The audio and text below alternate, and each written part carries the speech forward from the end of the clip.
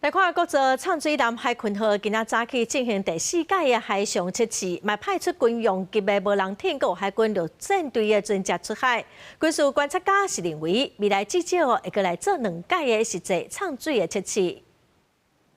27透早大约8点20，国造畅水南海群号离开地船的船坞了后，豆豆挖进港口，一当清楚看到前后甲板拢有徛海军的官兵。海群号伫军用级的无人艇混进无几鱼，还有海军陆战队的小艇顶这的船飞破航行之下，豆豆驶向外海进行铺航的测试。按算下晡倒来港口，这也是海群号147天了后，搁再出航。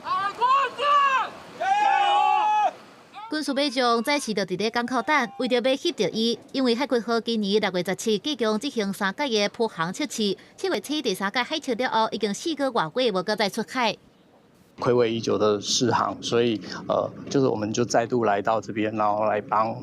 这个台船跟256战队还有海军的这个官兵他们加油。海群号原定是9月要完成海上测试，却无实行。国防部长也证实，要伫11月交艦有真大挑战。军事观察家指出，海群号超过合约期间无交艦，可能逐工拢会风发。不论是地船还是海军，拢希望伫安全的前提之下，量早完成测试的工作。日7、日8铺航的测试会当讲是畅水出航进程最后的准备工作，会以铺航的状态模拟未来畅水航行测试的科目。新增了很多的装备。所以在电力系统的部分的需求当然就增加了，